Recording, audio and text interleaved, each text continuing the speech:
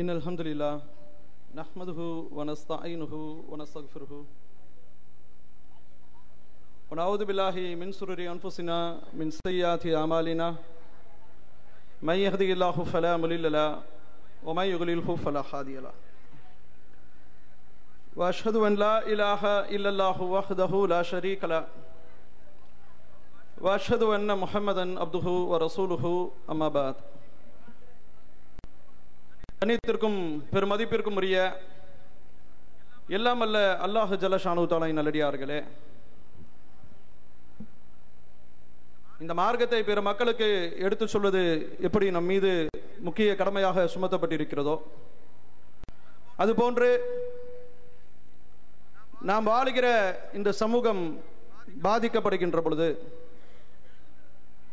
அது இஸ்லாமியர்கள் இஸ்லாம் அல்லாதவர்கள் என்கிற பாகுபாடு இன்றி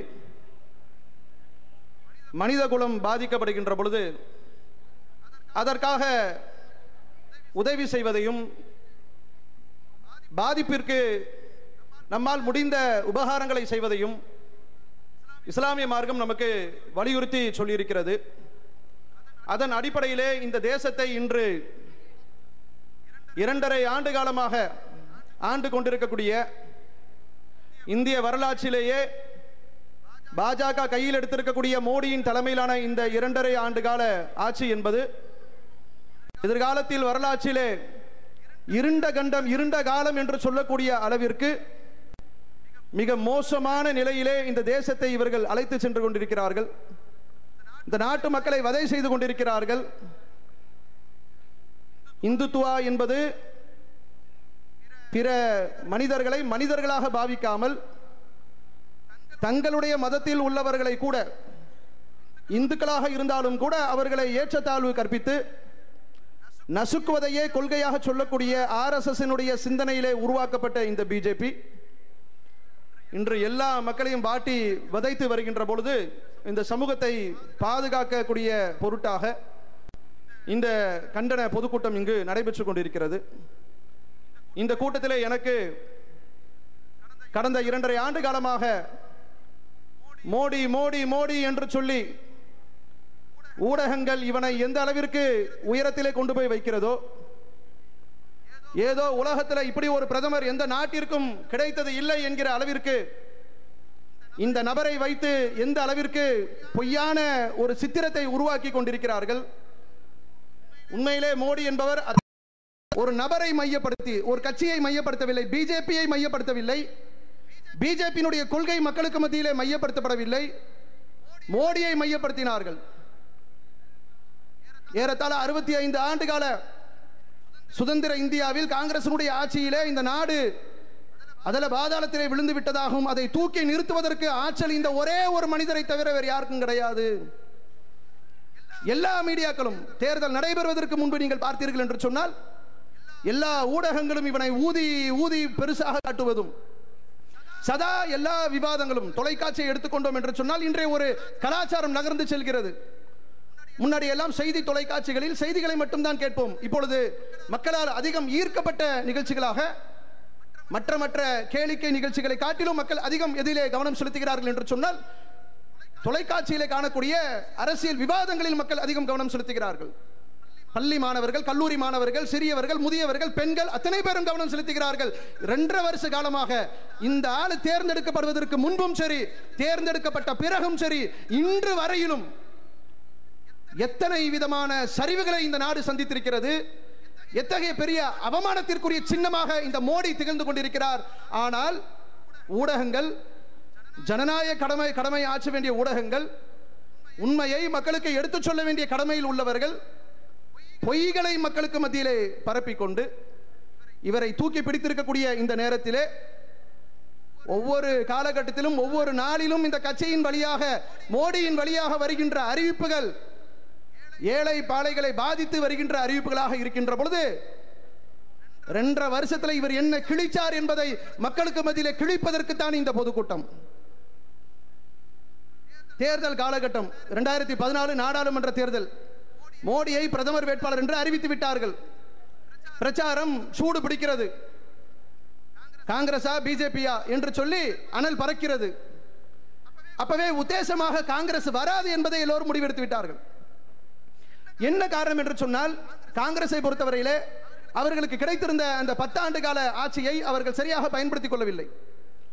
2004 2014 தொடர்ந்து காங்கிரஸ் ஆட்சியிலே இருந்தது. அவர்கள் அதை சரியான முறையில் பயன்படுத்திக் கொள்ளவில்லை. இன்னைக்கு நீங்கள் அமெரிக்க தேர்தலை எடுத்துக்கொண்டீர்கள் என்று சொன்னால், குடியரசுக் கட்சி இன்னைக்கு வெற்றி பெற்று உள்ளே உட்கார்ந்து இருக்கிறான். ட்ரம்ப் ஜனாதிபதியாக வந்திருக்கிறார். சிந்தித்து பார்த்தீர்கள் என்று சொன்னால், மக்களுடைய கருத்து கேட்பு, அவர்களின் கணிப்பு, பல ஊடகங்கள் எடுத்த சர்வே எல்லாமே ஹில்லாரி கிளின்டன் தான் வெற்றி பெறுவதற்கு வாய்ப்பாக சொல்லப்பட்டது. ஜனநாயக கட்சியினுடைய வேட்பாளர் தான் வருவார் என்று சொன்னார். ஆனால் வரவில்லை. மாற்றாக முஸ்லிம்களுக்கு அச்சுறுத்தலாக இருக்கக்கூடியவர், வெளிப்படையாக ஒரு துவேஷத்தோடு பேசக்கூடியவர், வெளிநாட்டவர்கள் அமெரிக்காவிலே குடிபெயர்ந்து வந்தவர்களை எல்லாம் அச்சுறுத்தும் விதமாக பேசக்கூடியவர்கள், ஆப்பிரிக்க அமெரிக்கர்கள், கருப்பினத்து மக்களுக்கு எதிராக பேசக்கூடியவர், இப்படி அதிகமான மக்களால் வெறுக்கப்பட்ட ஒருவர் வருகிறார் என்று சொன்னால், மக்கள் ஆட்சி மாற்றத்தை விரும்பினார்கள். ஒபாமா நல்லது செஞ்சாரா இல்லையா என்பதை விட, ஜனநாயக கட்சி 10 வருஷம் இருந்துருச்சு, அவங்களுக்கு 8 வருஷம், ஒரு பதவி காலம் 4 ஆண்டு காலம். ஒபாமா 2 பதவி காலம் இருந்துட்டார், முடிஞ்சு போச்சு. அதற்காக மாற்று. அப்படித்தான் இங்க மோடி வந்தாரே தவிர, மோடி ஒரு சூப்பர்மேன்லாம் கிடையாது.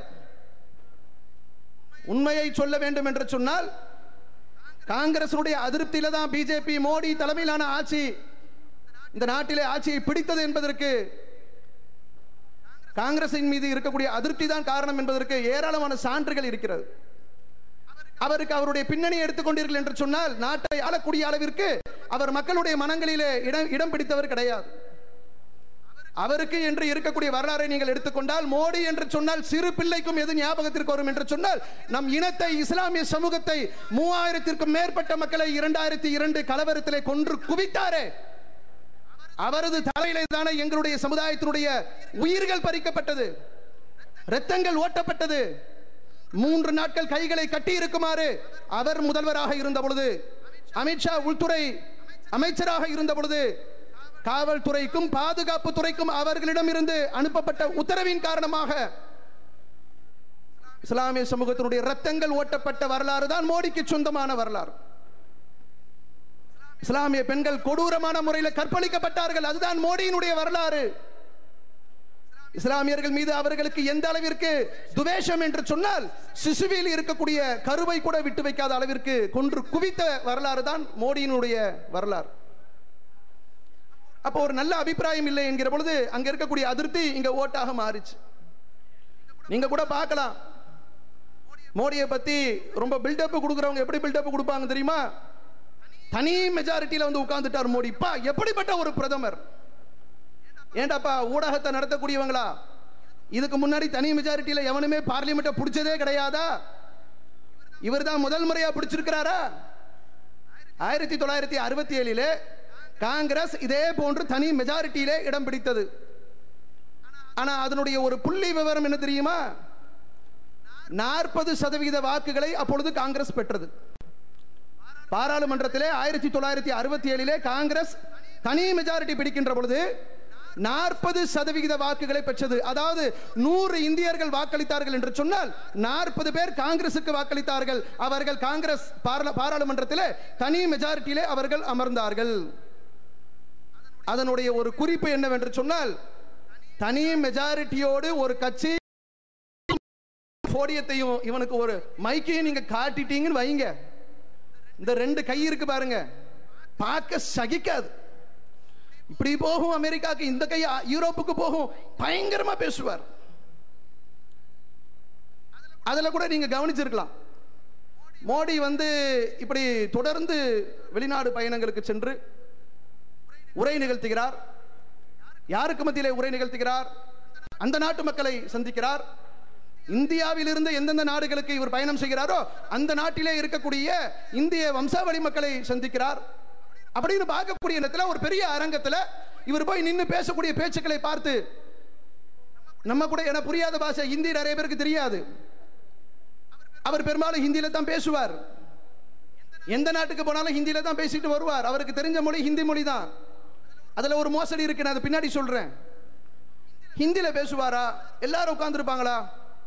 அந்த பேச்சை பார்த்தீங்கன்னு சொன்னா, மேடை பேச்சை பார்த்தீங்கன்னா சாமானிய மக்கள் என்ன புரிவார்கள் என்று சொன்னால், பயங்கரமான பேச்சாளர். மன்மோகன் சிங் பேசவே மாட்டார்ல. அப்ப என்ன நமக்கு பிரச்சனைன்னு கேட்டா, நம்ம நாட்டினுடைய பிரதமர் வாயை திறக்க மாட்டார், சிரிக்க கூட மாட்டார். அப்படியே சிரிச்சா கூட முத்து உதிர்ந்துரும் அப்படின்னு சொல்லிட்டு ரொம்ப பொத்தி பொத்தி சிரிப்பார். அது மக்களுக்கு மத்தியில் ஒரு வெறுப்பை ஏற்படுத்தியது. என்னடா பிரதமர்னா கொஞ்சம் எல்லாத்தையும் பேசணும், எதிர்கொள்ளணும், ஒரு நாட்டை ஆளக்கூடியவர், நாட்டை நம்பி ஒப்படைச்சிருக்கிறோம், இத்தனை கோடி மக்களுக்கு ஒரு பிரதிநிதி, எங்க நிறைய பேசினா தானே நல்லா இருக்கும். ஏனென்றால் அரசியல்வாதிகள் என்று சொன்னாலே பேச்சுக்கலை உள்ளவர்கள். அந்த ஒத்த கலை மட்டும்தான் இந்த ஆளுக்கு இருக்கு, அதுவும் அவர்கிட்ட சுத்தமா இல்லை, அது வேற விஷயம். என்ன பண்ணாரு, எல்லா ஊர்லயும் பேசினாரா, மக்கள் பார்க்கின்ற பொழுது பயங்கரமான பிரதமர் நமக்கு கிடைச்சிட்டாரு அப்படின்னு சொல்லிட்டு ஒரு பெரிய பெருமிதத்தில் இருந்தாங்க. உண்மையிலேயே இவர் அந்த அளவிற்கு அறிவு கூர்மை மிகுந்தவரா? அப்படித்தானே காட்டப்படுது. எல்லா இடங்களிலும் போறாரு, அமெரிக்காக்குள்ள போறாரு, அமெரிக்கால போயிட்டு இந்திய மக்களை சந்தித்து அங்க ஹிந்தியில பேசினா பரவாயில்ல, பாராளுமன்றத்திற்குள்ள போறாரு. அமெரிக்கர்கள் உட்கார்ந்து இருக்கக்கூடிய, அமெரிக்கர்கள் இருக்கக்கூடிய காங்கிரஸ் சபையில போய் பேசுறாரு. ரொம்ப ஆச்சரியமா இருக்கு. ரொம்ப பெரிய அறிவு ஞானத்திற்கு சொந்தக்காரரா இருப்பாரோ அப்படின்னு மக்கள் நினைக்கலாம். ஆனா நீங்க புரிந்து கொள்ள வேண்டும், நம்ம நாட்டிலேயே வடிகட்டின ஒரு கூமுட்டை இருக்கிறது என்று சொன்னால் தலைவிதி நமக்கு கிடைத்திருக்கக்கூடிய இந்த மோடி தான். இந்த மாதிரியான ஒரு கூமுட்டையை நீங்க எங்கேயுமே பார்த்திருக்க மாட்டீங்க. என்னடா தேச பிரதமரை இப்படி பேசிட்டாரே என்று யாரும் வருத்தப்படாதீங்க. அங்கும் இங்குமாக ஏதேனும் மோடி பக்தர்கள் இருந்தால், என் தலைவனை பார்த்து எப்படா அப்படி சொல்ல போச்சுன்னு கொந்தளிச்சிடாத. அவருடைய லட்சணம் எப்படிப்பட்ட லட்சணம் என்று சொன்னால், பிரதமராக தேர்ந்தெடுக்கப்படுவதற்கு முன்பாக அவர் தேர்தல் பிரச்சார களத்திலே பேசுகின்ற பொழுது ஏதோ ஒரு மனநல தடுமாற்றத்தில் உள்ளவர் எப்படி பேசுவாரோ அப்படித்தான் பேசிக் கொண்டிருந்தார். எப்படியெல்லாம் பேச்சு போச்சு. மகாத்மா காந்தியை பத்தி நம்ம எல்லாருக்கும் தெரியும், தேச தந்தை. நீ அடிக்கிற நோட்டில் அந்த காந்தியை போட்டு தானே அடிக்கிற. மகாத்மா காந்தியுடைய முழு பெயர் என்ன அப்படின்னு கேட்டா, இன்னைக்கு நம்ம பிள்ளைகளை, ஒரு சின்ன பிள்ளையை கேட்டா பளிச்சுன்னு சொல்லிடும். என்ன பேரு? மோகன்தாஸ் கரம்சந்த் காந்தி. இது நம்ம எல்லாருக்கும் தெரிந்த விஷயம். மேடையில் பேசுறார், அறிவாற்றலா அப்படியே இவரை விட்டு அவ உலகத்தில் அறிவாளி இல்லை என்ற நிலையில் இருக்கக்கூடியவர் பேசும்பொழுது என்ன பேசுறாருன்னு கேட்டா, மோகன்தாஸ், அதுவும் குஜராத்தில் பிறந்த காந்தி, வேற மாநிலத்தில் பிறந்தாலும் பரவாயில்லை, ஓ மாநிலத்தில் பிறந்தவர், அவரை பற்றி மக்களுக்கு மத்தியில் பேசுகின்ற பொழுது அந்த பெயரை முழுசா சொல்லணுமா இல்லையா? என்ன தெரியுமா சொன்னாரு? மோகன்தாஸுக்கு மோகன்லால் கரம்சந்த் காந்தின்னு சொன்னார். மோகன்லால் ஒரு நடிகர், சினிமா நடிகர். கடுமையான விமர்சனம். வேற யாரு பேரை தப்பா சொல்லிட்டாலும் பரவாயில்லை, தேசத்தந்தை தேசத்தந்தை என்று சொல்லி அவரை வச்சுதான் குளிப்பாட்டிக்கிட்டு இருக்காங்க. என்னமோ இந்த தேசத்துக்கு அந்த ஒத்த பெரிய மனுஷன் மட்டும்தான் சுதந்திரம் வாங்கி கொடுத்த மாதிரி அது ஒரு தனிய கணக்கில் போய்கிட்டு இருக்கு. அவர் பேரையாவது கொஞ்சம் ஒழுங்கா சொல்லணுமா இல்லையா? மோகன்தாஸ் கரம்சந்த் காந்தி. இதை சொன்ன உடனே எதிர்கட்சிக்காரங்கெல்லாம் விமர்சனம் பண்ண ஆரம்பிச்சாங்க. அப்ப இருந்த காங்கிரசுடைய முக்கிய தலைவர் கபில் சிபல் சொல்லும் பொழுது, ஏண்டாப்பா காந்தியினுடைய பேரை கூட முழுசா சொல்ல தெரியலையே, நீயா பிரதமரா வரப்போற அப்படின்னு கேள்வி எல்லாம் முன்னாடியே வந்தது. இருந்தாலும் அவர் பெரிய அறிவு ஜீவி என்பது போல மக்களுக்கு மத்தியிலே காட்டப்பட்டார். அலெக்சாண்டரை பத்தி ஒரு வரலாறு சொன்னார். இதே மாதிரி தேர்தல் பிரச்சாரத்தில் தான், அதே பாராளுமன்ற தேர்தலில் பிரச்சாரத்தின் பொழுது ஒவ்வொரு ஊர்களிலும் பேசும் பொழுது அலெக்சாண்டரை பத்தி பேசுறார். எந்த ஊர்ல பேசுறாரு? பீகாருடைய தலைநகரில் பேசுறார், பாட்னால பேசுறார். பீகார் மக்களுடைய ஓட்டு வேணுமா? பீகார் மக்களை பொறுத்த வரைக்கும் படிப்பறிவு ரொம்ப குறைஞ்சவங்க. கேரளா மாதிரி, தமிழ்நாடு மாதிரி, ஏனைய மாநிலங்கள் மாதிரி கிடையாது. அவங்களுக்கு படிப்பறிவு குறைவா இருந்தாலும் அந்த ஊருக்குள்ள என்ன நடந்திருக்கு, அந்த மாநிலத்தோடு தொடர்புடைய விஷயங்கள் கூட தெரியாம இருப்பாங்க. ஒரு பிரதமர் வேட்பாளர் என்று ஒன்று அறிவிச்சிருக்கிறாங்களே, அதுக்கு பிறகாது குறைஞ்சபட்சம் ஒரு குறிப்பு எடுத்திருக்கணும், 2 புத்தகத்தை எடுத்து படிச்சிருக்கணும். அலெக்சாண்டர் வரலாறு உனக்கு யாரு கேட்டா? பார்லிமெண்ட் எலெக்ஷனுக்கும் அலெக்சாண்டருக்கு என்ன சம்பந்தம்? அவர் படையெடுத்துட்டு வந்தா என்ன, வராட்டி என்ன? சரி சொல்லி தொலைச்சிட்ட, ஒழுங்கான குறிப்பை சொல்லணுமா இல்லையா? அலெக்சாண்டர் என்ன பண்ணாராம், பீகார் மக்கள்கிட்ட பிரச்சாரத்தில் சொல்றார், கங்கை நதியை கடந்து வந்து அவர் அலெக்சாண்டர் மன்னரை பொறுத்த வரைக்கும் வரலாற்றில் எல்லாருக்கும் தெரியும். அவர் மன்னர், உலகம் முழுக்க ஏராளமான படையெடுப்பு நடத்தினார், பல நாடுகளை அவர் கைப்பற்றினார், கைப்பற்றிக்கிட்டே வந்தாராம். உலகம் பூரா இருக்கக்கூடிய நாடு அவரால் கைப்பற்ற முடிஞ்சுதான். ஆனா பீகாரிலே இருக்கக்கூடிய தக்ஷசீலா மக்கள், தக்ஷஷீலான்னு ஒரு பகுதி இருக்குதான் பீகார்ல. கங்கை நதியை கடந்து அலெக்சாண்டர் வந்த பொழுது, பீகாருக்குள்ளே நுழைந்த பொழுது மேடையில் பேசுறார். தக்ஷஷீலாக்கு வந்த பொழுது, பீகாரிகளாக இருந்த நீங்கள் தான் அலெக்சாண்டரை விரட்டி அடித்தீர்கள், அவனுக்கு தோல்வியை காட்டினீர்கள் அப்படின்னு பேசிட்டார். பேசின உடனே மேடையில் உட்கார்ந்துருந்தவனுக்கு முடியல. ஏன்? தக்ஷஷீலா பீகார்ல இல்ல, பீகாருக்கு பக்கத்துல இல்ல, தக்ஷஷீலா இருக்கிறது பாகிஸ்தான்ல. பாகிஸ்தான்ல இருக்கக்கூடிய தக்ஷஷீலாவை பீகார்ல கொண்டு வந்து நுழைச்சு, கங்கை நதியை அலெக்சாண்டர் கண்ணால கூட பார்த்ததில்லை. அவர் கங்கை நதியெல்லாம் கடந்து வந்தாராம். பீகார் மக்கள்கிட்ட ஓட்டு வாங்கணுமா? ஓட்டு போடுறேன்னா ஓட்டு போடுன்னு சொல்லி ஓட்டு போடுவாங்க. நான் வந்தா உனக்கு சோப்பு தரேன், சோப்பு டப்பா தரேன், என்ன தரேன், என்ன டப்பா தரேன், என்னத்தையாவது சொல்லு. எல்லாரும் அப்படித்தானே சொல்லிட்டு இருக்காங்க. வரலாறு பத்தி பேசுறதா இருந்தா ஒரு நாட்டை ஆளக்கூடியவனுக்கு வரலாறு ரொம்ப முக்கியம். காமெடிக்கு கூட சொல்லுவாங்க, அமைச்சரே வரலாறு வரலாறு முக்கியம் வாங்க. வரலாறு பத்தி பேசுவதாக இருந்தால் குறிப்பு சரியாக இருக்கணும். குறிப்பு இல்ல. பாகிஸ்தான்ல இருக்கக்கூடிய ஒரு பகுதியை கொண்டு வந்து இதுல கொண்டு வந்து நுழைக்கிறாரு. அப்பவும் கடும் கண்டனம் பதியப்பட்டது. கண்டனம் எல்லாம் எதிர்க்கட்சிகளால் பதியப்படுகின்ற பொழுது கூட ஊடகங்கள் அப்படியே தட்டி விட்டுட்டு போயிடுவான்.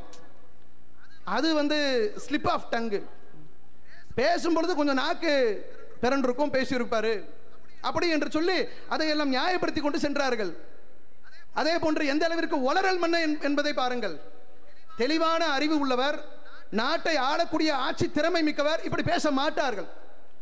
தனக்கு தெரியாத ஒரு சப்ஜெக்டை பேசுவதாக இருந்தால் கூட, சம்பந்தம் இல்லாத ஒரு துறையை பற்றி பேசுவதாக இருந்தால் கூட, அந்த துறையை பற்றி என்ன என்பதை எட்டி பார்த்து விட்டு பேசக்கூடியவனாகத்தான் ஒரு நாட்டை ஆளக்கூடியவன் இருக்க வேண்டும். அவர் காந்தியை பற்றி இன்னொரு வரலாறு சொன்னார். சத்தியாகிரக போராட்டத்தை காந்தி அறிவித்தார். உப்பு சத்தியாகிரகம். ஆங்கிலேயன் என்ன பண்ணான்னு கேட்டா, உப்பின் மீது வரியை அதிகமாக போட்டான், மக்களுக்கு பெரிய கஷ்டத்தை ஏற்படுத்தினா.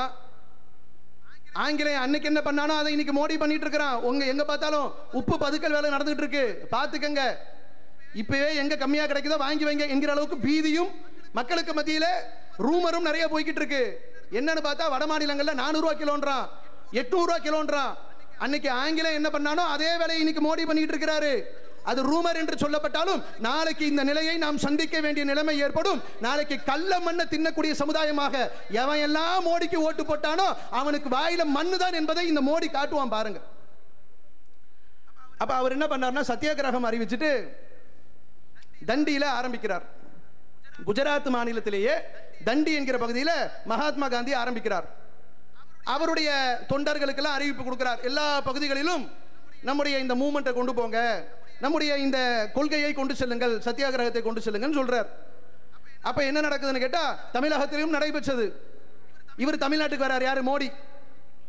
தமிழ்நாட்டிலே வந்து இதே மாதிரி மக்கள் குழுமி இருக்கக்கூடிய கூட்டத்தில் பேசுறார். அந்தந்த ஊருக்கு போனா அந்தந்த ஊருடைய குறிப்பை பேசணும்ல, புத்தகத்தை படிச்சுட்டு வந்திருக்கணும்ல. வளமையா படிக்காத இந்த மேதாவி என்ன பண்றாருன்னா, மக்களை சந்திக்கிறார்.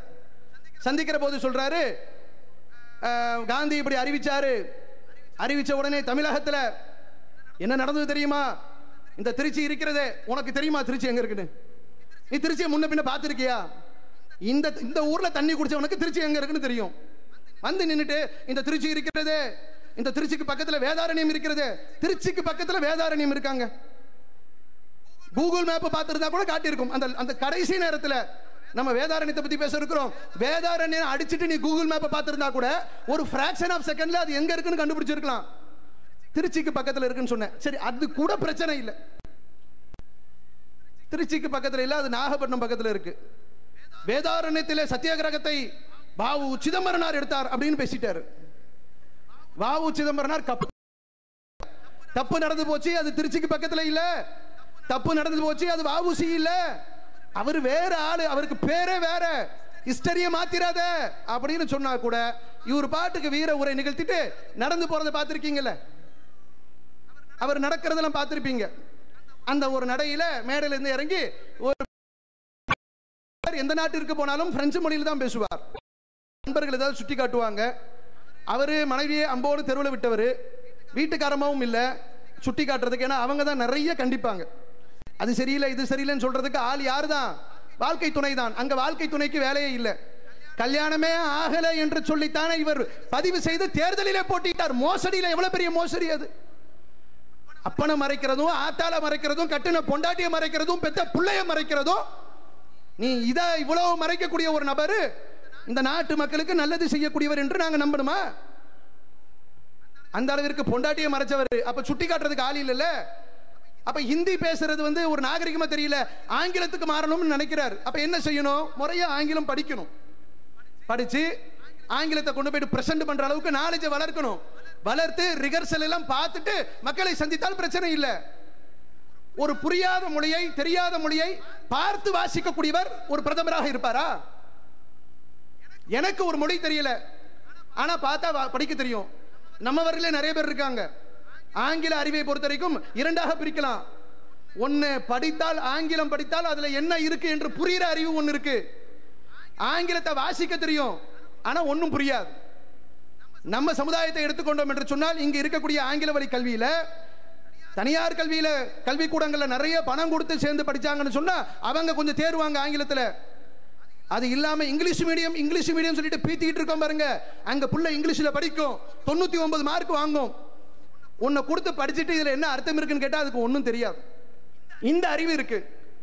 ஒரு நாட்டின் பிரதமர் ஸ்டேட்மெண்ட்டை வாசிப்பதாக இருந்தால், நான் சொல்றேன், ஒபாமா பார்த்து வாசிப்பார், ஆங்கிலத்தை பார்த்து வாசிப்பார்.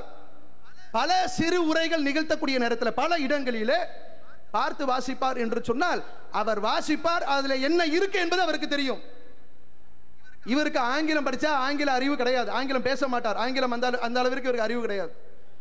எழுதி கொடுத்தத அமெரிக்காவில் இருக்கக்கூடிய பாராளுமன்ற சபையில, காங்கிரஸ் அவையில அமெரிக்கர்கள் மட்டும் அமர்ந்திருக்கக்கூடிய சபையில இவர் பேசுறார். எல்லாருக்குமே ஆச்சரியம். யாருக்கு? இந்தியாவில் இருக்கக்கூடிய அத்தனை கோடி மக்களும் பார்க்கறாங்க, டிவியில ஆச்சரியமா பார்க்கறாங்க. அமெரிக்காவில் உள்ளவனுக்கு தெரியாது, மற்ற நாட்டில் உள்ளவனுக்கு தெரியாது. இவர் இத்தனை வருஷம் ஹிந்தி தான் பேசினாரு, ஆங்கிலத்தில் பேசுறார். இவருக்கு ஆங்கிலம்லாம் வருமா? அந்த மொழியை தெரிந்து கொண்டு தான் இத்தனை ஆண்டு காலம் இவர், ஏன்னா நிறைய கூட நீர் தழும்பாதுன்னு சொல்லுவாங்கல்ல, அப்படி தழும்பாம மெயின்டைன் பண்ணுவாங்கட்டு, அப்படித்தான் மெயின்டைன் பண்ணிட்டாரோ அப்படின்னு தான் நம்பிட்டு அந்த ஆங்கில உரையை பார்த்தோம்.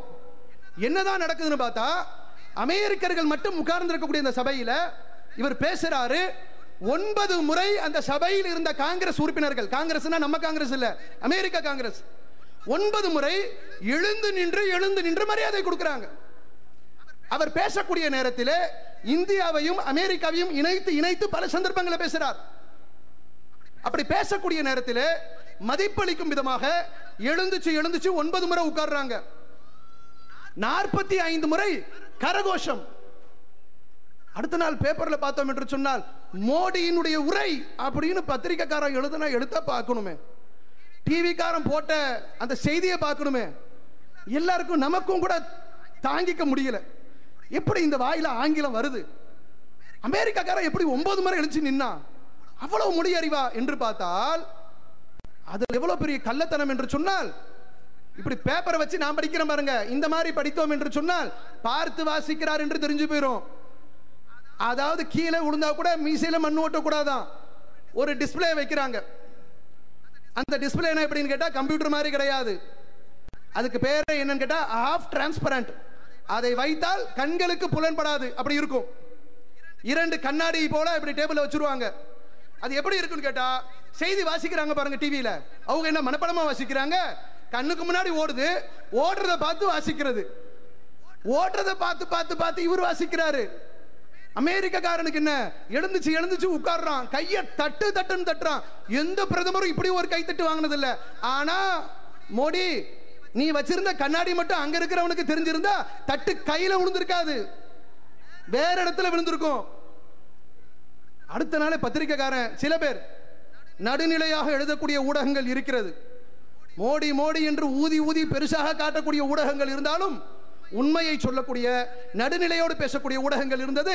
அந்த ஊடகத்திலே கேட்டான், இந்த மாதிரி வச்சு பேசுறாரு, அவர் பேசிட்டு வந்துட்டாரு, அது எல்லாம் பாதுகாக்கப்பட்டதாகத்தான் இருக்கும், முக்கிய அதிகாரிகள் மூலமாகத்தான் கொடுக்கப்பட்டிருக்கும்.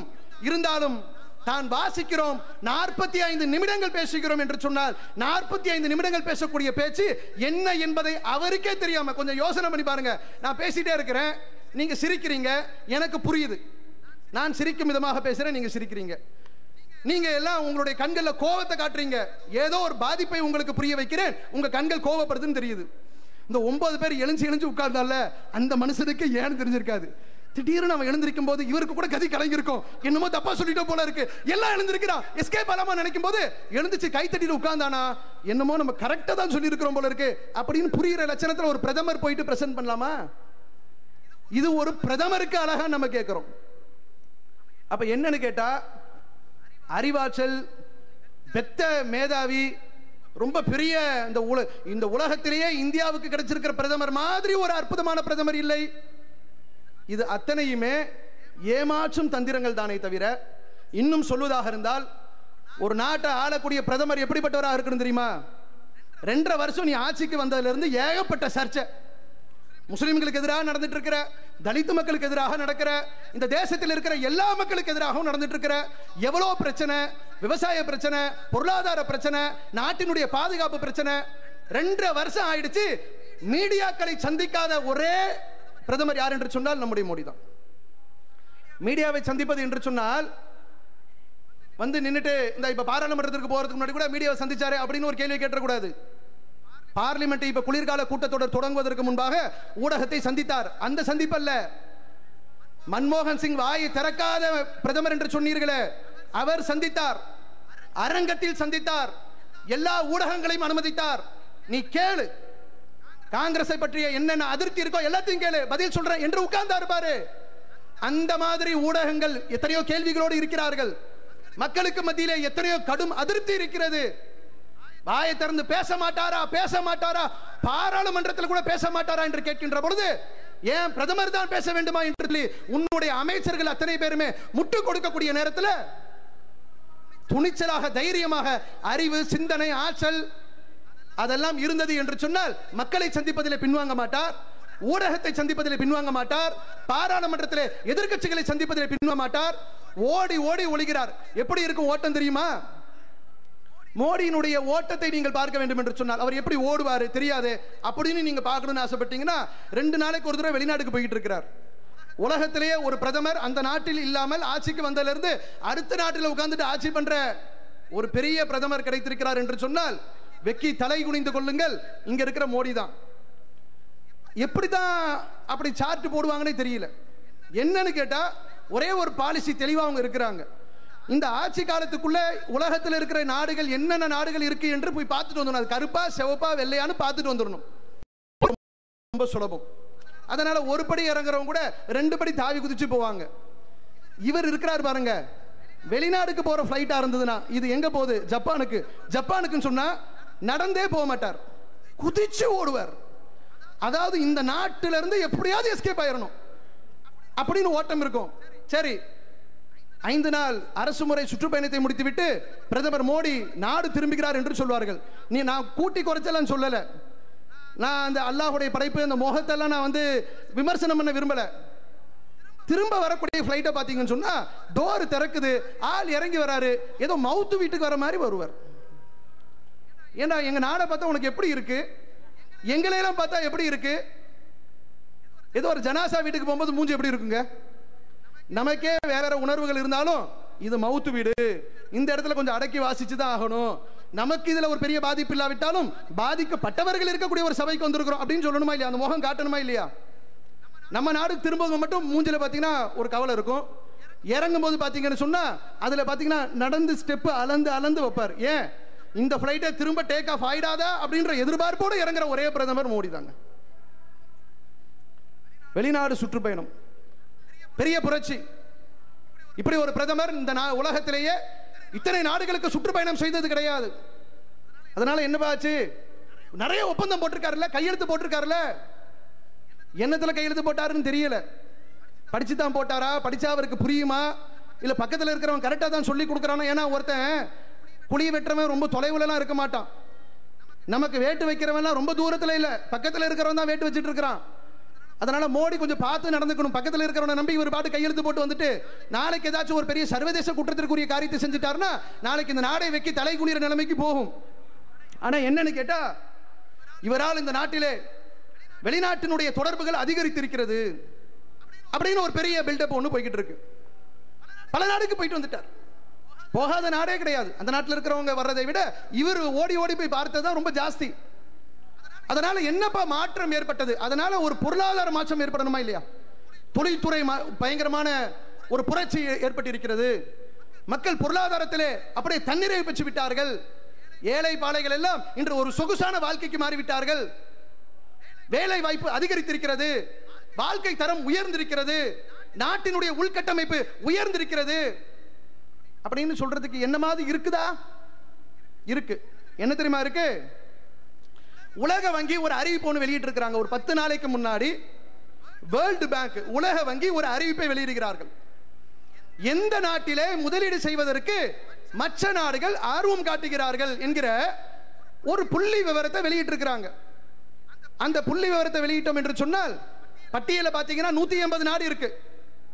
மொத்த பட்டியல்ல 180 நாடுகள் பட்டியல்ல இருக்கு. அந்த 180 நாடுகள்ல இந்தியா என்பது உலகளாவிய அளவிலே மக்கள் தொகையிலே 2வது இடத்துல இருக்கிறோம். இன்னும் கொஞ்ச நாள்ல நம்ம முதலுக்கு போயிருவோம். அந்த அளவிற்கான முயற்சிகள் நம்ம நாட்டில் நடந்துட்டு இருக்கு. சீனாவை பின்னுக்கு தள்ளிட்டு மக்கள் தொகையில நம்ம முன்னுக்கு போயிரும். மக்கள் தொகையில முன்னுக்கு போயிரும். தவிர காதுல வாங்கிறாதீங்க. முதல் இடம் சொன்ன உடனே ஓ நம்ம முதல் இடத்துல இருக்கிறோமா அப்படின்னு அவசரப்பட்டு யாரும் சந்தோஷப்பட வேண்டாம். முதலீடு செய்வதில் ஆர்வம் காட்டக்கூடிய நாடுகள்ல நம்ம இருக்கிறது 1ல இல்ல, 3ல இல்ல, 10ல இல்ல, ஒரு 20, 30, 50, 70, 80, 100, 110 இப்படியாவது வராதா அப்படின்னு ஏங்கிக்கிட்டு இருக்கிற நேரத்தில் 130வது இடம் இந்தியாவுக்கு கொடுத்திருக்கிறாங்க. எதுக்கு? வேறு ஒரு நாடு இன்னொரு நாட்டிலே முதலீடு செய்வதற்கு, அந்த நாட்டிலே வர்த்தகத்தை செய்வதற்கு, அதன் மூலமாக பொருளாதாரத்தை அந்த நாட்டுக்கும் அவர்களுக்கும் பெற்றுக்கொள்வதற்கு வாய்ப்புகளை அமைத்து தந்த நாட்டினுடைய பட்டியல்ல நாம இன்னைக்கு 130ல இருக்கிறோம். காங்கிரசினுடைய ஆட்சி காலத்தில் 131வது இடத்துல இருந்தோம். நீ என்ன கிழிச்ச? அதான் எங்களோட கேள்வி. இந்த ஒருத்த மனுஷன் தான் மோடி தான். மோடி வந்துதான் இந்த நாட்டினுடைய தலையெழுத்த மாத்துவாருன்னு சொன்னீங்க. என்னத்தை கிழிச்சாரு? 131 130 கொண்டு வரதுக்கு இந்த ஆள் எதுக்கு எங்களுக்கு தேவை? இது உருப்படுறதுக்குரிய ஆட்சியா? அந்த ஒண்ணு கூட ஏதாவது கூட்டல் கணக்கில் தப்பா கூட இருந்திருக்கலாம். இவர் அந்த ஒண்ணு முன்னாடி கொண்டு வந்திருப்பாருன்னு நமக்கு நம்பிக்கை இல்லை.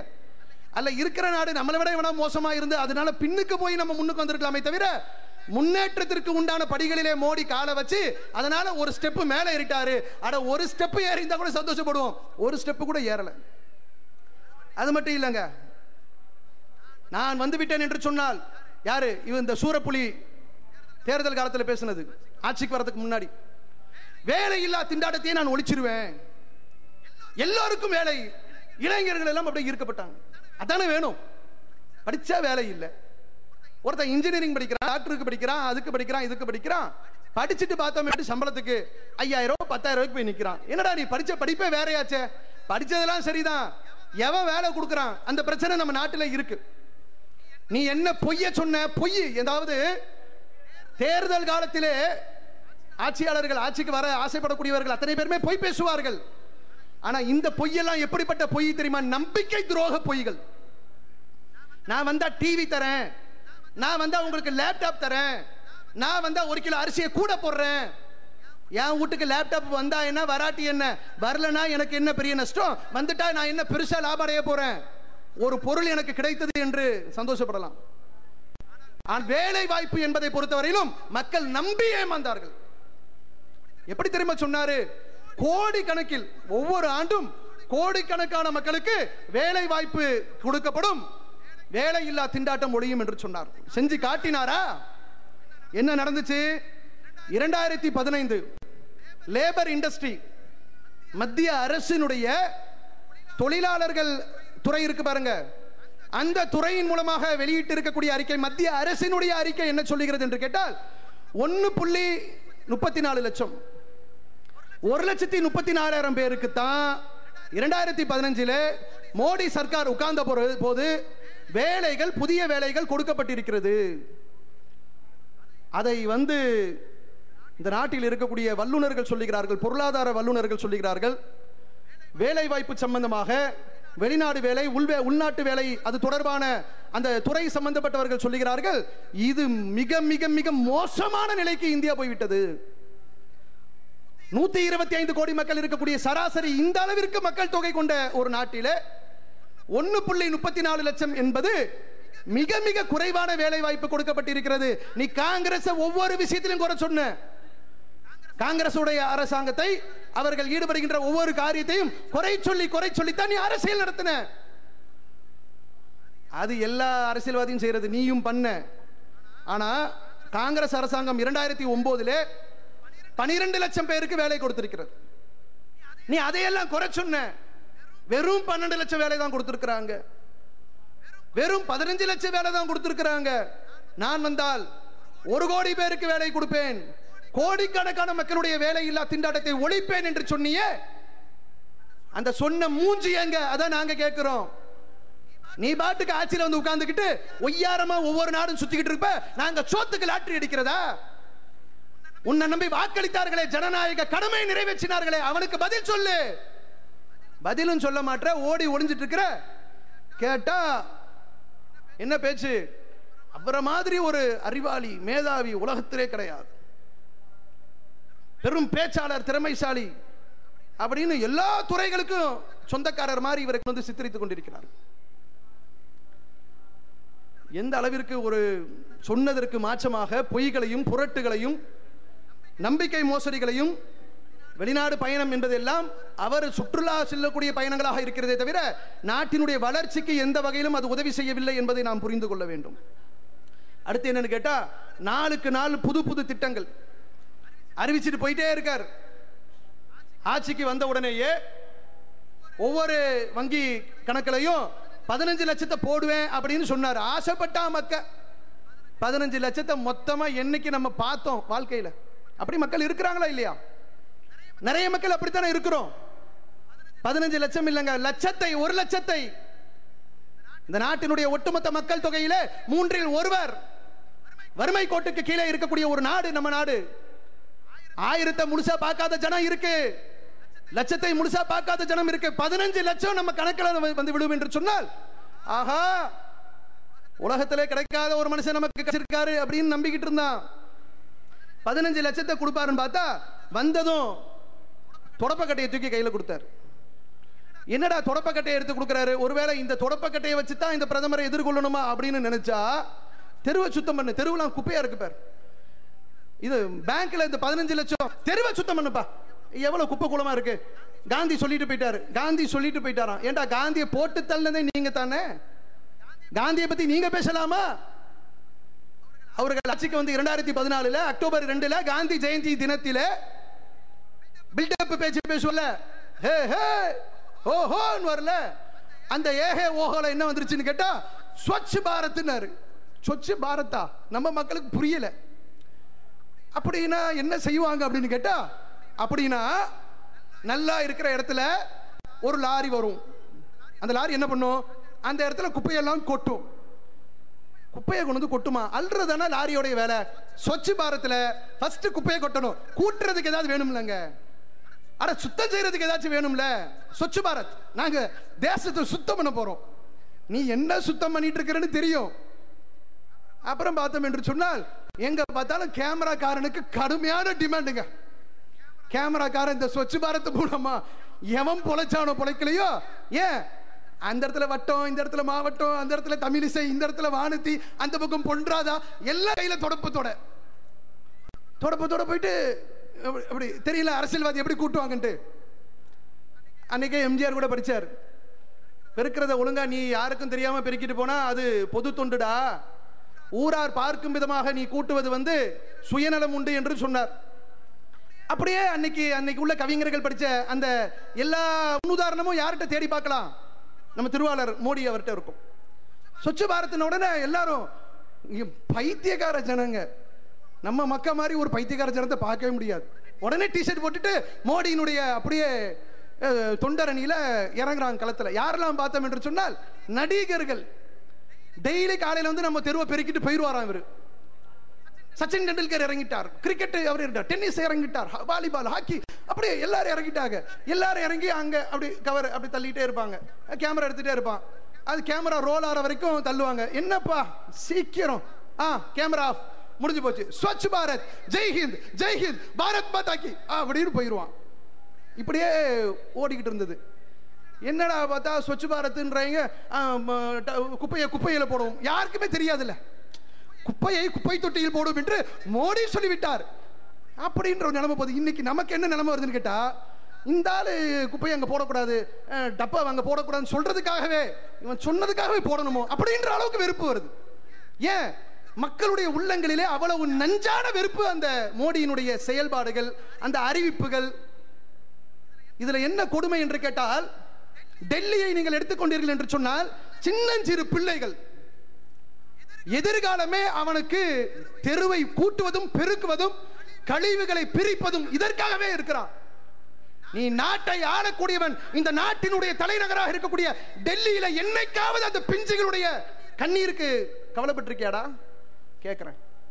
அப்படி கவலைப்பட்டிருந்தால் இந்த பிஞ்சுகள், ஏன்னா டெல்லியில தான் நிறைய இருக்கு, அந்த ஸ்வச் பாரத் அறிவிப்பு வந்த பிறகு போய் கேட்கிறாங்க. அந்த தெருவை கூட்டக்கூடிய பெருக்கக்கூடிய, நம்ம ஊர்ல பாத்தீங்க என்று சொன்னால் கார்பரேஷன் வேலை செய்யக்கூடிய பெரிய ஆட்கள் இருக்கிறாங்க, அங்க எல்லாம் பிஞ்சுகளாக இருக்கு. அந்த பிஞ்சில ஒரு பிஞ்சியை கூப்பிட்டு கேட்கிறாங்க, சஞ்சய் என்கிற ஒரு பிஞ்சிட்ட கேட்கிறாங்க, ஏன்பா இப்ப உங்களுக்கு எல்லாம் வேலை ரொம்ப குறைஞ்சிருக்குமே, பிரதமர் அறிவிச்சிருக்கிற திட்டத்தில் எல்லாரும் இறங்கி தெருவை சுத்தம் பண்ண ஆரம்பிச்சுட்டாங்களே, அதனால உங்களுக்கு வேலை ரொம்ப குறைந்திருக்குமே அப்படித்தானே அப்படின்னு கேட்ட உடனே அந்த பையன் ஹிந்துஸ்தான் டைமுக்கு பத்திரிகைக்கு பேட்டி கொடுக்குறான். ஏன்னா மோடி மாதிரி குறிப்பில்லாம பேசக்கூடிய ஜமாத் இது இல்ல. அல்லாஹ்வுடைய அருளால் எதை பேசினாலும் இருக்கிறது என்னவோ அதை உள்ளபடி எடுத்து சொல்லக்கூடிய ஒரு ஜமாத். ஹிந்துஸ்தான் டைமுக்கு பேட்டி கொடுக்குறான் சஞ்சய் என்கிற பையன். அந்த பையன் சொல்றான், ஸ்வச் பாரதா, ஸ்வச் பாரத் வந்தால எங்களுக்கு வேலை ரொம்ப ஜாஸ்தி ஆயிடுச்சு அப்படின்னா. ஏன்? அவன் பாட்டுக்கு அல்றது கொஞ்சமா இருக்கு, கொட்டுறது நிறைய இருக்கு. நிறைய கொட்டுறாங்க, நல்லா இருக்கிற இடத்துல திடீர்னு லாரி வருது கொட்டுறான். எல்லா மீடியாவும், சில மீடியாக்கள் எடுத்து காரி துப்பினார்கள் அந்த சம்பவத்தை. டெல்லியில நடைபெற்றது, யூபியில நடைபெற்றது, பல மாநிலங்களில் நடைபெற்றது. தலைவர் ஒரு ஸ்பாட்டுக்கு போவார், மண்ணடிக்கு தம்பு சட்டிக்கு வராருன்னா, தம்பு சட்டி அன்னைக்கு நல்லா சுத்தமா இருக்குன்னு கொட்டுடான்னு தலைவர் உடனே கொண்டு குப்பையை கொட்டுவான். அவன் சொல்றான், அந்த பையன் எங்களுக்கு வேலை ரொம்ப ஜாஸ்தியா போயிருச்சு, முன்ன மாதிரி நிலைமை இல்ல, இப்ப இவங்க பாட்டு கொட்டிட்டு கொஞ்ச நேரம் கேமரா எடுத்துட்டு போயிடுறான். அடுத்து அந்த பையன் சஞ்சய் சொல்றான், யாரெல்லாம் கேமராக்கு முன்னாடி கூட்டிக் கொண்டிருக்கிறார்களோ அவர்களுடைய வீட்டு குப்பைகளையும் நாங்கள் தானே சுத்தம் செய்து கொண்டிருக்கிறோம், எங்கே இருக்கிறது ஸ்வச் பாரத்னு கேட்கிறான். உனக்கு செருப்பால அடிச்ச மாதிரி இந்த பையன் கேட்டானா இல்லையா? ஒரு தேசத்தினுடைய பிரதமருக்கு தோண்டு ஒரு பையன் கேட்கக்கூடிய கேள்விக்கு நல்ல மானம் ரோஷம் உள்ளவர்கள் என்ன செஞ்சிருப்பாங்க? அதை நம்ம இங்க எதிர்பார்க்க முடியுமா? ஒரே யோஜனா போஜனான்னு திட்டங்கள் வந்துகிட்டே இருக்கு தினசரி. திட்டங்களை எழுதி வைக்கிறதுக்கும் சிஸ்டம்ல சேவ் பண்ணி வைக்கிறதுக்கு நமக்கு முடியல. ஏன்? அறிவிப்பு வந்து விழுந்துகிட்டே இருக்கே. அந்த திட்டம்னா என்ன, அந்த திட்டத்தில் யார் பயன்பெறுவார்கள் ஒண்ணுமே தெரியல. முத்ரான்னு திடீர்னு, என்னடா முத்ரா ஒன்னும் புரியல. முத்ரா என்று சொன்னால் சிறு குறு தொழிலாளிகள், தொழில் செய்யக்கூடியவர்கள் இந்த நாட்டிலே பெரிய பாதிப்புக்கு உள்ளாகி இருக்கிறார்கள். அவர்கள் மேலே வருவதற்கு இந்த நாட்டிலே வாய்ப்புகள் இல்லாமல் இருக்கிறது. 96% மக்கள் இந்த நாட்டிலே சிறு குறு தொழில் செய்யக்கூடிய 96% மக்களுக்கு மத்திய அரசின் மூலமாக போகக்கூடிய பொருளாதாரம் எட்டாக்கடியாக இருக்கிறது. முத்ரா முத்ரா என்ன பண்ணும்? அது சிறு குறு தொழில் செய்யக்கூடியவர்களுக்கு இதுக்கு வாய்ப்பு இல்லையே. ஒவ்வொரு திட்டமா அறிவிச்சுட்டு வராரு.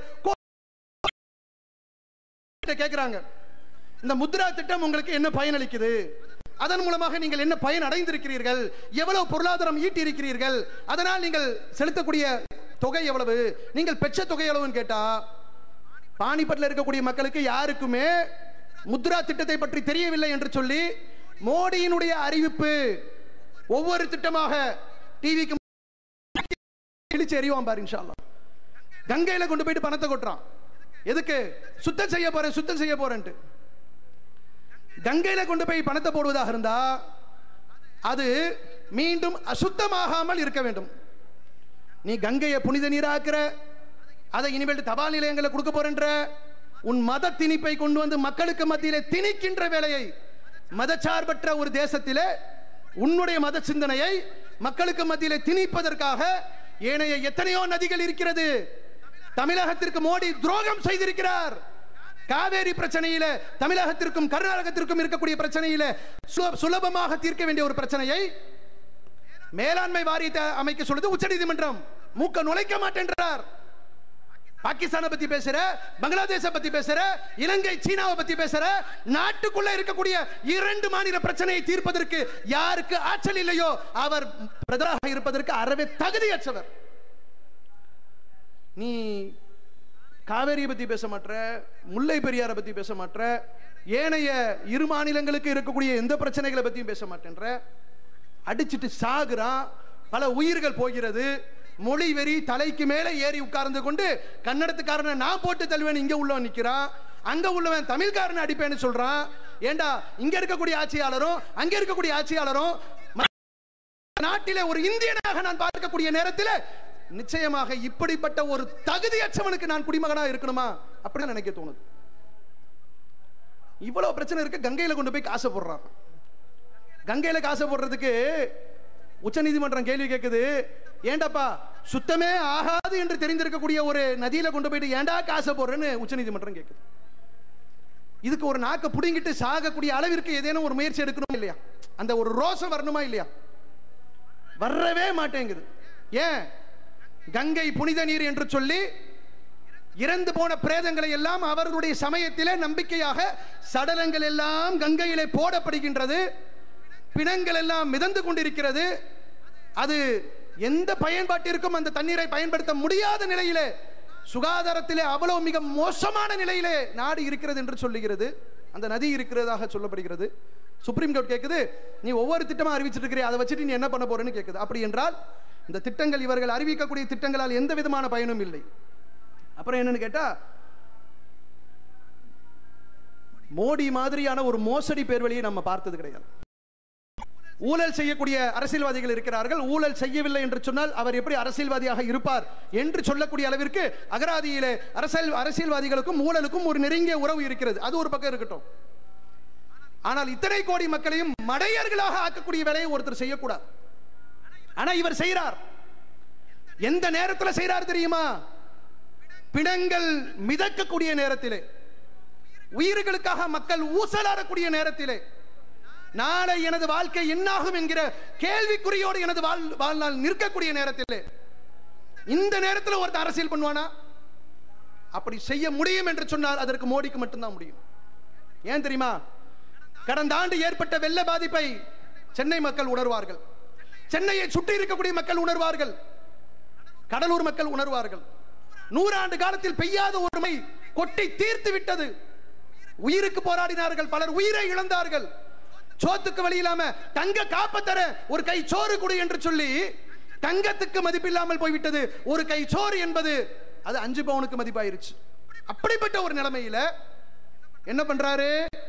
இங்க வெள்ள பாதிப்பு ஏற்பட்டு இருக்கிறது, ஓடோடி வந்திருக்கணும்.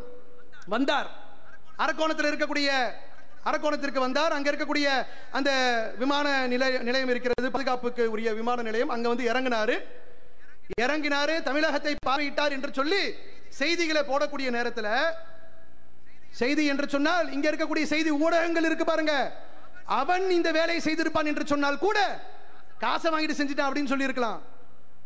120 கோடி மக்களை முட்டாளாக்கக்கூடிய வேலையை மோடி திட்டமிட்டு செய்கிறார். என்ன செய்தார் தெரியுமா? விமானத்திலே பறந்து செல்வது போன்று ஒரு காட்சி.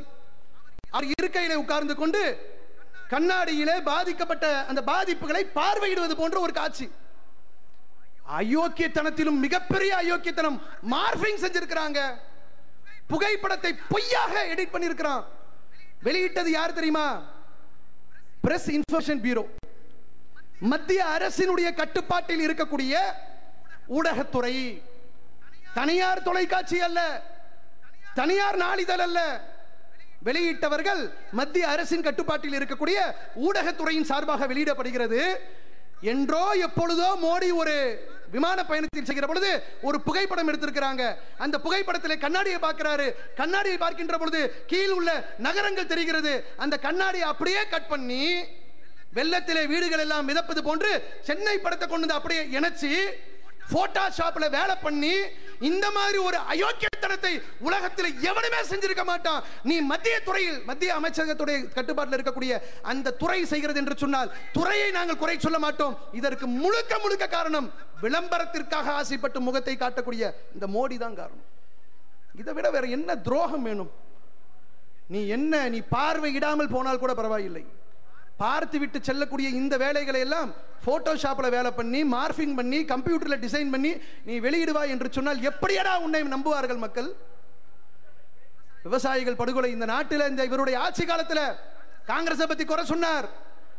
விவசாயிகள் படுகொலை, விவசாயிகளுக்கு போதிய உரம் கொடுக்கப்படவில்லை, அவர்களுக்கு ஆதார விலை அவர்களுக்கு கூட்டப்படவில்லை, குறைந்தபட்ச ஆதார விலை போதிய விலையில கொடுக்கப்படலன்னு எவ்வளவு பிரச்சனை.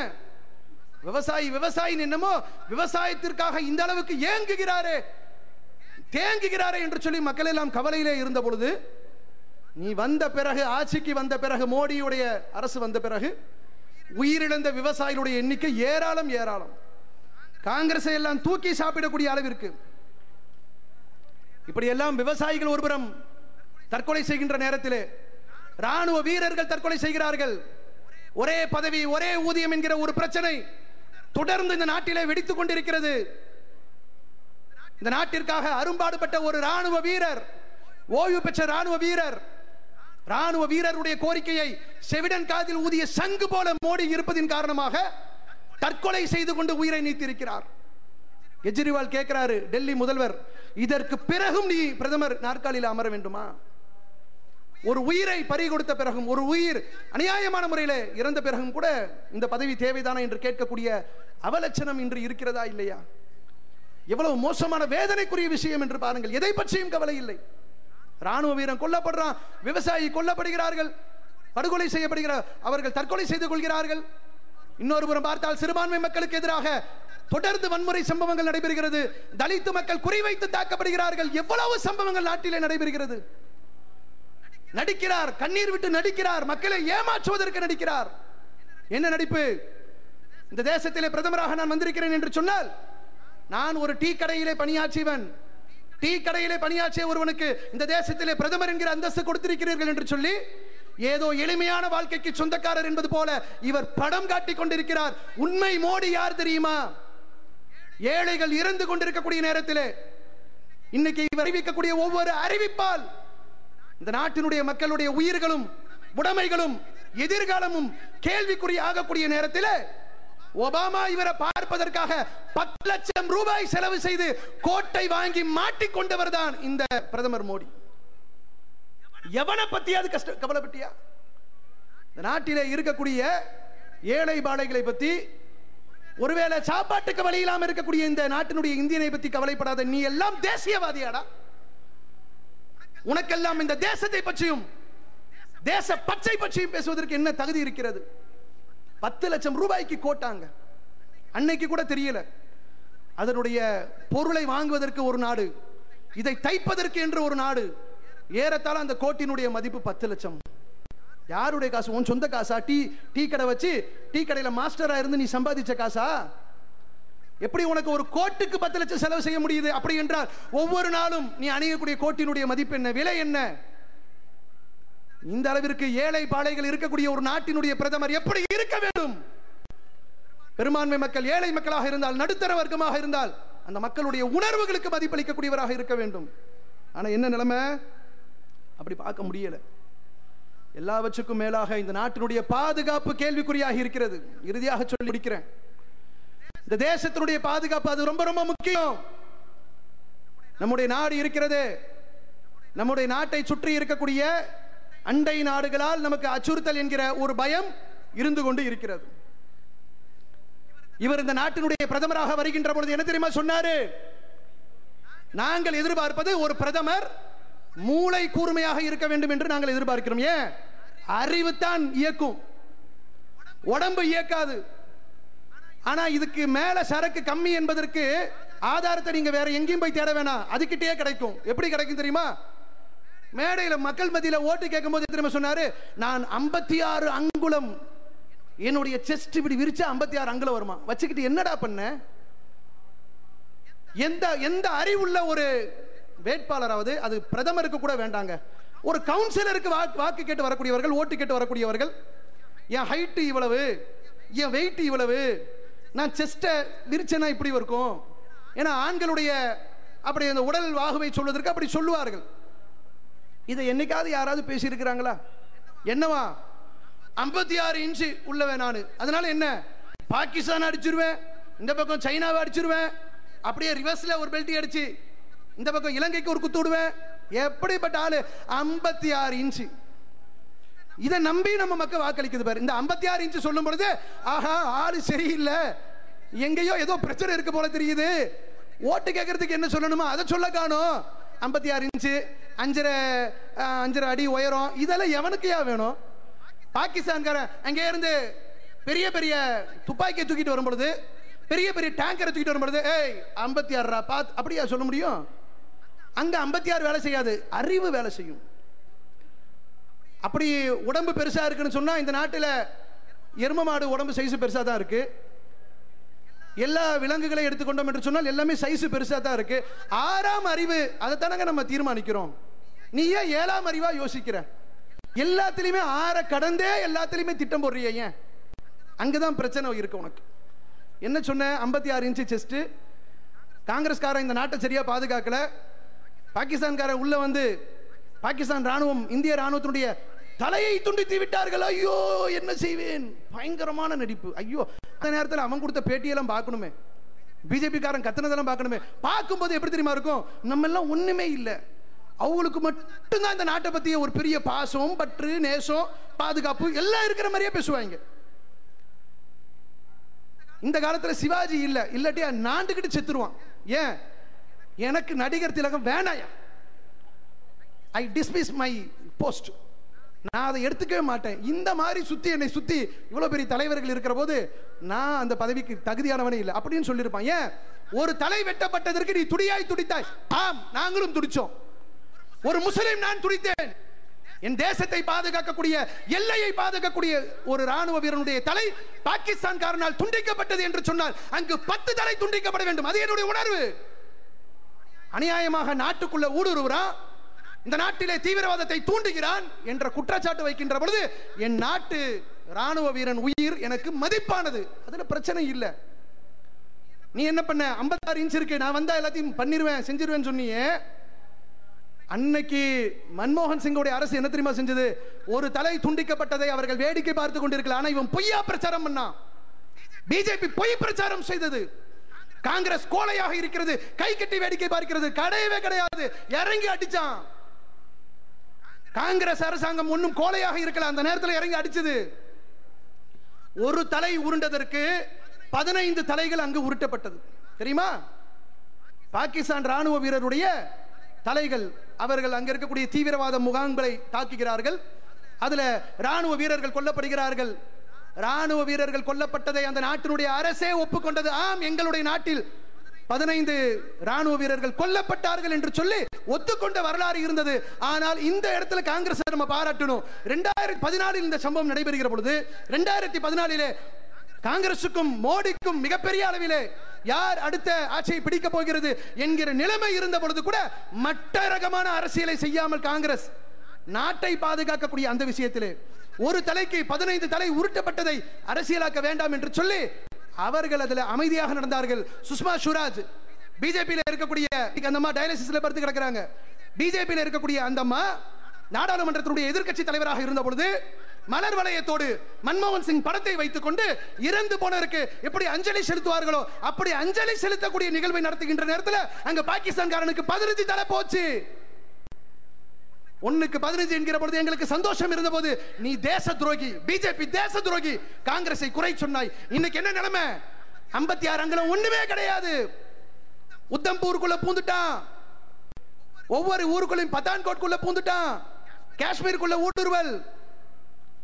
சைனாக்காரன் உள்ள வந்துட்டு போறான். அவனுக்கு அங்க டீ நல்லா கிடைக்கல, அருணாச்சல் பிரதேசல கிடைக்குதுன்னு சொல்லிட்டு நேரா உள்ள வரான், கடையை போடுறான், டீயை குடிச்சிட்டு அவன் பாட்டுக்கு சீனாக்கு போயிட்டு வரான். காலையில டியூட்டிக்கு வந்துட்டு சாயங்காலம் திரும்பி போற மாதிரி மத்த நாட்டுக்காரெல்லாம் உள்ள வந்துட்டு போறான். நீ என்ன 56 இன்ச்சை வச்சு கிழிச்ச? அப்படின்னா 57 இன்ச்சு இருக்கிற கொடுத்துட்டு போயிருவோமா? 56 இன்ச்சு தானே பெருசு. நாட்டில் போயிட்டு டேப் வச்சு அளந்து 57 கிலோ கொடுக்கிறதா? அட வெக்கம் கெட்டவர்களா! உன்னோடு கூட்டணி வைத்திருக்கக்கூடிய மகாராஷ்டிரா மாநிலத்திலே கூட்டணி வைத்திருக்கக்கூடிய சிவசேனா கட்சி காரி துப்பியதே. என்ன காரி துப்பிச்சு? இந்த சர்ஜிக்கல் ஸ்ட்ரைக் துல்லியமான தாக்குதல் நடத்தி விட்டோம், அங்க இருக்கக்கூடிய பயங்கரவாத முகாம்களை அழித்து விட்டோம் என்று சொல்வதெல்லாம் ஏராளமான சந்தேகங்களை ஏற்படுத்துது. அழிக்கப்பட்டிருந்தால் வரவேற்கிறோம், ஆனால் சந்தேகத்தை ஏற்படுத்துகிறது. பொய்யாக மக்களுக்கு இவர்கள் எடுத்து காட்டுகிறார்கள் என்கிற ஐயப்பாடு அதிகமாக இருக்கிறது. ஏனென்று சொன்னால் ஐக்கிய நாடு சபை இதுவரையிலும் அதை அங்கீகரிக்கவில்லை. இந்தியா பாகிஸ்தானுக்குள்ள நுழைந்ததையோ அதற்குள்ளே இறங்கி தாக்குதல் நடத்தியதையோ ஐக்கிய நாடு சபை இல்லை, எங்களுக்கு அப்படிப்பட்ட குறிப்பு கிடைக்கவில்லை என்று தான் சொல்லிக் கொண்டிருக்கிறான். ஆனா அன்னைக்கு 15 தலை உருள போது பாகிஸ்தானை ஒத்துக்கொண்டது. ஆம், நாங்கள் இழந்தோம் என்று ஒத்துக்கொண்டது. நீ இந்த நாட்டை பாதுகாப்பேன் என்று சொன்னாயே. சிவசேனா கட்சிக்காரன் கேட்கிறான், நீ 56 இன்ச் என்று பாய் சவடால் விட்ட, நான் 56 இன்ச் தான் என்று அங்க இருக்கக்கூடிய நவாஸ் ஷெரீப் காட்டிட்டு போயிட்டான். பாகிஸ்தான் காட்டி விட்டு போயிட்டான். நீ என்ன பண்ண முடியுது என்று கேட்கிறான். ஓ 56 இன்ச் அப்படியே கேட்கிறான். சாமனா என்கிற அவருடைய பத்திரிகையில கேட்கிறான். என்ன கேட்கிறாங்க? 56 இன்ச் நீ, ஓ 56 இன்ச் ரஷ்யா பாகிஸ்தானோடு கூட்டு பயிற்சி ராணுவ பயிற்சியில் ஈடுபடுது, அதை தடுத்து விட்டதா? அண்டை நாடாக இருக்கக்கூடிய சீனா பத்தான்கோட்டு தாக்குதலை கண்டித்ததா? பத்தான்கோட்டு தாக்குதல் என்று சொன்னால் சாதாரண தாக்குதல் அல்ல, நம்முடைய ராணுவ விமான தளத்தில் வந்து தாக்குதல் நடத்தலாம். எவ்வளவு துணிச்சல் இருக்கணும்? ஒரு எல்லையில நின்று ஒரு துப்பாக்கியில சுட்டு 2 பேரை கொல்றது என்பது வேற. நாட்டுக்குள்ள நுழைகிறான், ஆயுதங்களோடு வருகிறான், பத்தான்கோட்டுக்கு நெருங்குறான், பக்கத்தில் இருக்கிற 3 கிலோமீட்டர் தொலைவில் இருக்கிற இந்த தேசத்தினுடைய ராணுவ கட்டுப்பாட்டில் இருக்கக்கூடிய விமான நிலையத்தில் இறங்கி 7 நம்ம நாட்டினுடைய ராணுவ வீரர்கள் கொல்லப்படுகிறார்கள் என்று சொன்னால் இந்த தேசத்தினுடைய பாதுகாப்பு மிகப்பெரிய கேள்விக்குறியாக இருக்கிறது. எல்லா வகையிலும் மோடி அரசு தோல்வி தோல்வி தோல்வி தோல்வி என்று சொல்லி தோல்வியை சந்திக்கக்கூடிய நேரத்தில் பெரிய தப்பு செய்து விட்டோம், தவறாக ஒரு ஆளை பிரதமராக கொண்டு வந்து அமர்த்தி விட்டோம் என்று சொல்லி இந்த நாட்டில் இருக்கக்கூடிய ஒவ்வொரு குடிமகனும், உனக்கு ஜால்ரா போடுறவன் அத்தனை பேருமே அந்த கட்சியின் மூலமாக ஆதாயம் பெறக்கூடியவர்கள் தான், மக்கள் அல்ல. ஓட்டு போட்ட மக்கள் கூட வெறும் 31% ஓட்டு போட்டார்களே, அவர்கள் கூட இன்று வெறுத்து போய் நிற்கிறார்கள். இன்னைக்கு நீ தேர்தல் வைத்தாய் என்று சொன்னால் என் இறைவன் உன்னை மண்ணை கவச் செய்வான் இன்ஷா அல்லாஹ். அந்த அளவிற்கு நாடு வந்து நாசத்திற்கு போய் கொண்டிருக்கிறது. அன்பானவர்களை, இதை விலக்கி சொல்வதுதான் மோடி என்கிற ஒரு நபரை வைத்து இவர்கள் போட்ட ஆட்டம். தேர்தலுக்கு முன்பும் சரி, தேர்தலுக்கு பிறகும் சரி, சிறுபான்மை மக்களுடைய முஸ்லிம்களுடைய உயிரை ரத்தங்களை குடித்தவன் என்ற அந்த விமர்சனங்களை எல்லாம் மறைக்கும் விதமாக ஊடகங்கள் செய்த வேலையின் காரணமாக இன்று இந்த தேசத்திற்கு நம்முடைய தலை எழுத்து தலை விதியாக பிரதமராக கிடைத்திருக்கிறார். இந்த இவர் இருக்கக்கூடிய இந்த 2.5 ஆண்டு காலம் முடிஞ்சிருச்சு. இன்னும் இருக்கக்கூடிய இந்த எஞ்சி இருக்கக்கூடிய காலம் இந்த நாடு என்ன நிலைக்கு ஆளாகும் என்று தெரியல, இந்த நாட்டினுடைய பாதுகாப்பு என்ன ஆகும் என்று தெரியல, பொருளாதாரம், தொழில் வளம், விவசாயம் என்ன ஆகும் தெரியல. எதை பற்றியும் கவலைப்படாத ஒரு பிரதமரை இந்த நாடு பெற்றிருக்கிறது. அதற்காக வெட்கி தலை குனிய வேண்டிய நிலையிலே அனைத்து மக்களும் இருந்து கொண்டிருக்கிறோம். அல்லாஹ் ரப்பல் ஆலமீன் சிறந்த ஒரு ஆட்சியாளரை, நடுநிலையோடு சமமாக அனைவரையும் நடத்தக்கூடிய ஒரு ஆட்சியாளனை அல்லாஹ் நமக்கு தர வேண்டும். இல்லை இது ஒரு சோதனையாக இருக்கும் என்கிற பட்சத்திலே, இதன் மூலமாக இறைவன் நம்மை சோதிக்க நாடுகிறான் என்கிற ஒரு சூழல் வரும் என்று சொன்னால் அல்லாஹ்வுக்காக அவனுடைய சோதனைகளை நாங்கள் எதிர்கொள்வோம். ஆனால் அதே சமயத்திலே குடியக்கூடிய சமுதாயம் அல்ல. இஸ்லாமியர்களுக்கு எதிராக நீ பொது சிவில் சட்டம் ஒவ்வொன்றாக கைவித்துக் கொண்டிருக்கிறாய். நாங்கள் எச்சரிக்கை செய்கின்றோம், இந்த சமுதாயத்தை பொறுத்தவரையிலே நாங்கள் இறை தூதருடைய வழிமுறையில் வருகின்ற சமுதாயமடா. ஏராளமான வழிகாட்டுதலை எங்களுக்கு இறை தூதரவர்கள் சொல்லியிருக்கிறார்கள். மென்மையை போதித்த அதே இறை தூதர் தான் ஆட்சியாளர் தவறு செய்கின்ற பொழுது அந்த தவறை சுட்டி காட்ட வேண்டும் என்கிற வழிமுறையும் எங்களுக்கு கற்றுத் தந்திருக்கிறார்கள். அந்த ஆட்சியாளர் தவறு செய்கின்ற பொழுது அந்த தவறை எதிர்த்து உண்மையை உறக்க சொல்லுங்கள் என்று எங்களுக்கு பாடம் புகட்டி இருக்கிறார்கள். அவர்கள்தான் அக்கிரமத்திற்கு எதிராக, அநீதிக்கு எதிராக எதிர்த்து போரிட வேண்டும் என்ற ஒரு வழிமுறையும், ஒரு நாடாக, ஒரு தேசமாக இருந்தால் ஒரு தேசம் இன்னொரு தேசத்திற்கு எதிராக அக்கிரமம் செய்கின்ற பொழுது யுத்தத்தை செய்ய வேண்டும் என்கிற வழிமுறையும் எங்களுக்கு கற்றுத் தந்திருக்கிறார்கள். நாங்கள் கோழைகள் அல்ல. நீ என்ன எங்களுக்கு எதிராக கொண்டு வந்தாலும் எங்கள் இறைவனுடைய உதவியை கொண்டு அத்தனை அடக்குமுறைகளையும் நாங்கள் இன்ஷா அல்லாஹ் இந்த சமுதாயத்தினுடைய பலத்தை பயன்படுத்தி, எங்கள் இறைவனுடைய உதவியை பயன்படுத்தி அத்தனையும் நாங்கள் வென்று காட்டுவோம் என்பதை நான் எச்சரிக்கையோடு சொல்லி நிறைவு செய்து கொள்கின்றேன். வாஹிரு தவானா அல்ஹம்துலில்லாஹி ரப்பில் ஆலமீன். அஸ்ஸலாமு அலைக்கும் வரஹ்மத்துல்லாஹி. அன்பிற்குரிய சகோதரர்களே, இந்த பொதுக்கூட்டத்திற்காக ஏற்பாடு செய்வதற்கு